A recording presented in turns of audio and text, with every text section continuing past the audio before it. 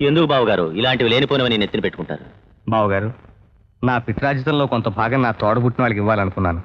ఇప్పుడు నా చెల్లెలి కొడుకు ఉద్యోగం వచ్చింది, దానికి డిపాజిట్ కట్టాలి. అందుకని నా దస్తావేజులు నాకు ఇప్పిస్తే కొంత పొలం అమ్మి ఆ పని పూర్తి చేస్తాను. నిజమే బావగారు, కానీ ఇంత హఠాత్తుగా వచ్చి అడిగితే నేను ఇప్పుడు ఎక్కడ తేగలను? ఆ బ్యాంక్ అప్పు తీరిస్తే గానీ ఆ దస్తావేజులు ఇవ్వరు. పోనీ మీరే నాకు 15,000 సర్దండి. బావగారు, నేను చెప్పేది మీకు అర్థం కావడం లేదు. డబ్బు లేక నేను ఎంత అవస్థపడుతున్నానో భగవంతుడికే తెలుసు. అది కాదు బావగారు, ఆ దస్తావేజులు ఎప్పుడు కావాలన్నా ఓ 4 రోజులు ముందు చెప్తే చాలన్నారు కదండి. నాన్ సెన్స్, ఆ మాట నేను ఎప్పుడన్నాను?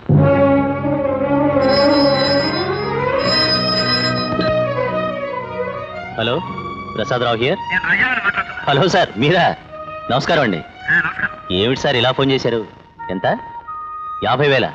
భలేవారే, ఈ మాత్రం దానికి మీరు రావడం దేనికి సార్? నేనే తీసుకొచ్చిస్తాను. వెంటనే బయలుదేరుతున్నాను. బావగారు, నేను చెప్పేది అర్థం చేసుకోండి. ఇప్పట్లో నేనేం చేయలేను, పీకలాక అప్పులో మునుగున్నాను. అలా అంటే ఎలాగండి? నేను అలాగే అంటాను, దిక్కున చోటు చెప్పుకోండి. ఆ తర్వాత ఆ దస్తావేజులు మీ చేతికొచ్చాయా? ఎందుకు బాబు అడుగుతారు? ఆస్తి మొత్తం మింగేయటమే కాకుండా బద్ధశత్రువులా ప్రవర్తించడం మొదలెట్టాడు. ఏది ఎలా ఉన్నా కన్న కూతురు కోసం వెళ్ళక తప్పదు కదా బాబు. ఒకసారి అమ్మాయిని చూద్దామని వాళ్ళ ఇంటికి వెళ్ళాను. ఆగండి, ఎక్కడికి? అదేమిటి బావగారు, అమ్మాయిని చూడటానికి వచ్చాను. కుదరదు, వెళ్ళండి. బావగారు, కోపతాపాలుంటే మన మధ్య గాని అమ్మాయిని చూడకూడదంట సబబుగా లేదు. నార్మల్, అమ్మా జ్యోతి. ఏరా చూస్తావే, లోపల తీసుకెళ్ళు. బావగారు, వెళ్ళిపోతాను. ఇంటికి వచ్చిన మనుషులు అలా గెంటే సరే, అసలు మీరు మనుషులా రాక్షసులా? ఏమిటే కూర్చోవా? చూసారా సార్ వాళ్ళంత దుర్మార్గులు? కన్న తండ్రి తన కూతుర్ని చూడడానికి వెళ్తే మెడ పట్టుకుని బయట గిట్టిన నికృష్టులు. కన్న కూతుర్లో చూసుకోవాల్సిన కోడల్ని చెంపదెబ్బ కొట్టిన సంస్కారహీనులు సార్ వాళ్ళు. అలాంటి వాళ్ళని ఊరికే వదిలిపెట్టకూడదు. వాళ్ళ నేరాన్ని నిరూపించి ఊరికబ్బ వెక్కించి కాదు, చిత్రహింసలు పెట్టి చంపాలి సార్ వాళ్ళని. మీ అమ్మాయిని మీరు ఆఖరిసారిగా చూడడం అదేనా? కాదు సార్, అమ్మాయిని హాస్పిటల్లో చేర్పించారని తెలిసి మేమిద్దరం చూడటానికి వెళ్ళాం. అప్పటికే స్పృహలో లేదు. మమ్మల్ని వాళ్ళు ఎక్కువసేపు ఉండనివ్వలేదు. ఆత్మహత్య చేసుకోవడానికి ప్రయత్నించింది, ప్రాణాపాయం ఏం లేదని చెప్పి పంపించేశారండి. కాదు సార్, ఆత్మహత్య చేసుకునేది పిరికిది కాదు మా అక్క. అప్పుడు కూడా వాళ్ళు ఏదో విష ప్రయోగం చేస్తుంటారు. మీకు ప్రసాదరావు గారికి గొడవ జరిగిన ఎన్నాళ్ళకి సంఘటన జరిగింది? నెల 15 రోజులు లోపేనండి. ఆ తర్వాత నా బిడ్డ శవాన్ని చూసానండి.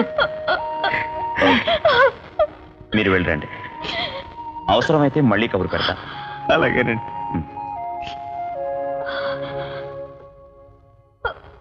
సార్, మీరు వాళ్ళని ఎలాగైనా శిక్షించాలి సార్. మీరనుకున్నట్టు వాళ్లే కనుక దోషులైతే తప్పకుండా శిక్ష పడుతుంది. వెళ్ళండి.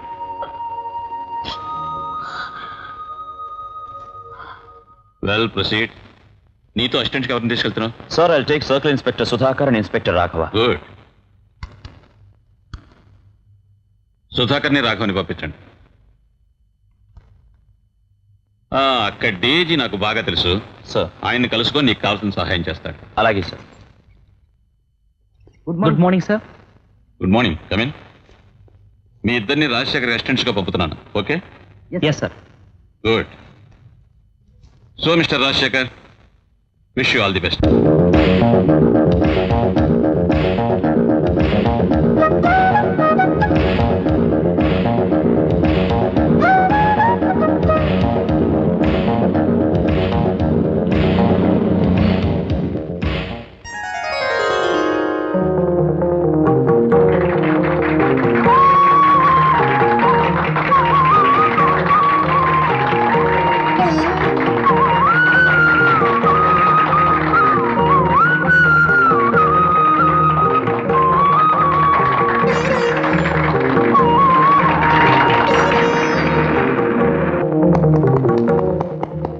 సుధా, ఏ సుధా, ఏంటో చెప్పట్లు?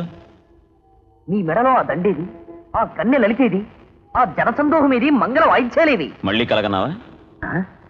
ఇదంతా కళ. సుధా, ఈ పగటి కళలతోనే నీ కెరీర్ని నాశనం చేసుకుంటున్నావు. నాతో పాటు సర్వీస్లో చేరావు, ఇంకా సీఏగానే ఉన్నావు. కొన్నాళ్ళు పోతే రాఘవ నీకంటే చాలా ముందుంటాడు. I'm damn sure about it.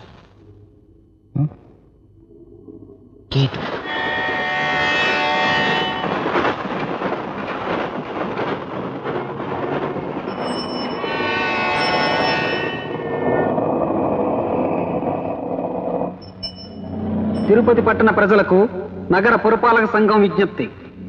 ఈ చుట్టుపక్కల గ్రామములలో మలేరియా, మసూచి తదితర విషవ్యాధులు ప్రబలినందున ఆ వ్యాధులు ఈ పట్టణమునందు వ్యాపించకుండా కొన్ని ముందు జాగ్రత్తలు తీసుకున్నటకు నిర్ణయించడమైనది. అందులో ఒక భాగముగా రేపటి నుండి ఒక వారం రోజులు మా ప్రతినిధులు మీ ఇళ్లకు వచ్చి టీకాలు వేయుదురు. ఆ సమయమున మీ రక్తమును పరీక్షించి మీ రక్తము ఏ గ్రూపుకు చెందినదో కూడా తెలుపబడును. ఈ కార్యక్రమము మీ అందరి ఆరోగ్యము కొరకే. కావున మీరందరూ మాతో సహకరించవలసిందిగా విజ్ఞప్తి.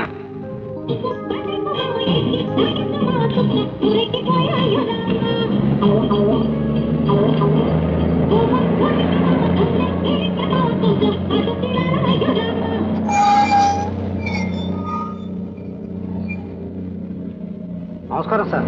నమస్తే.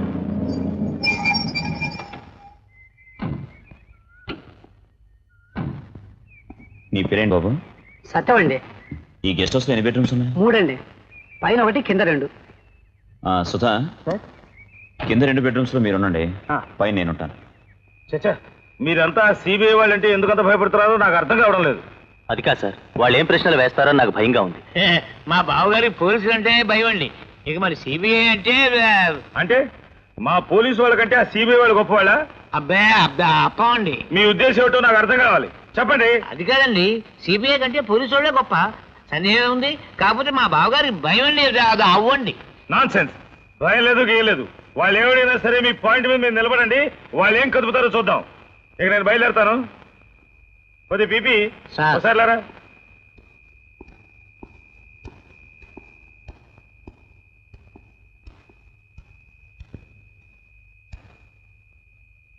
ఏం లేదు, ఆ మిగిలిన బ్యాలెన్స్ విషయం చాలా వరకు నొక్కేశారు కదండి, ఇంకా బ్యాలెన్స్ అంటారేంటి?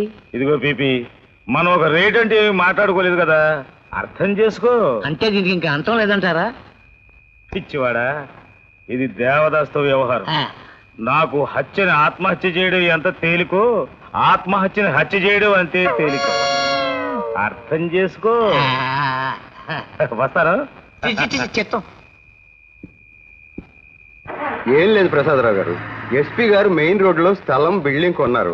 పాపం డబ్బుకు చాలా అవస్థపడుతున్నారు. ఆ విషయమే మాట్లాడుతున్నట్టు.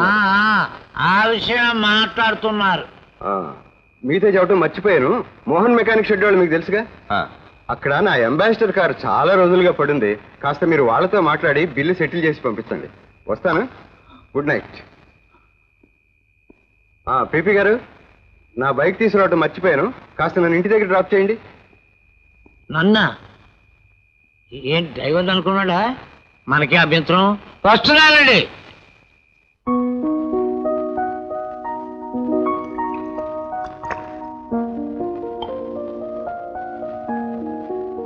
చపాతీలు బంగాళదుంప కుర్మా చాలా బాగున్నాయి. రోజు ఇలాగే ఉండే. అట్టగనండి. బాబు ఇలారా. నువ్వు రోజు ఇలాగే బంగాళదుంపలు, వంకాయలు, బెండకాయలు, దోసకాయలు వండుతావా? హాయ్. చంపుతా. ఆయన కావాలంటే అలా వండిపెట్టు. మాకు మాత్రం కక్క ముక్కలంటే ముద్ద దిగదు. అర్థమైందా? హాయ్. మరి ఈ విషయం వారితో చెప్తావుగా? హాయ్. చంపుతా, రుకుతా. జ్యోతి కేసుకు సంబంధించిన వస్తువులు, వివరాలున్న ఫైల్స్ మీకు అందిస్తున్నాను, తీసుకోండి. Thank you sir. సార్, జనరల్గా క్లోజ్ చేసిన కేసును సిబిఐ వాళ్ళు వచ్చి తిరిగి దర్యాప్తు చేయడం లోకల్ పోలీసులకు ఇష్టం ఉండదు. అది సహజం కూడా. కనుక ఈ కేసు విషయంలో మీ పూర్తి సహకారాన్ని అందిస్తారని ఆశిస్తున్నాను. Sure sure.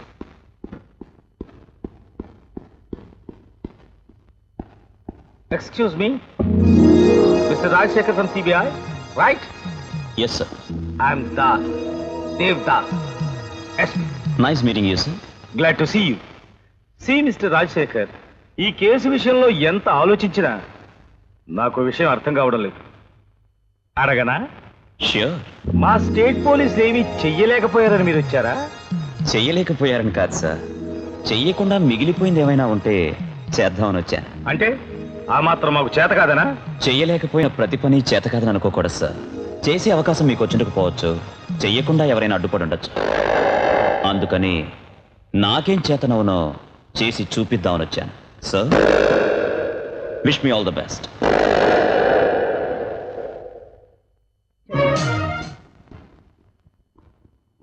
ఎస్. నమస్కారం సార్. ఓ మీరా, నమస్తే. ఏంటిలా వచ్చారు? సార్, ఈ కేసు విషయంలో మీకు కొన్ని వివరాలు చెప్దామని వచ్చాను. అసలు ఆ ప్రసాదరావు... చూడండి మిస్ లలిత, ఇది మాకు మొదటి కేసు కాదు. కేసు ఎలా ఇన్వెస్టిగేట్ చేయాలో, ఎవరిని ఎప్పుడు ఏం అడగాలో మాకు బాగా తెలుసు. దయచేసి మీరు ఇంటికి వెళ్ళండి. అది కాదు సార్. ప్లీజ్ కాస్త మమ్మల్ని రెస్ట్ తీసుకొనివ్వండి. వెళ్ళండి.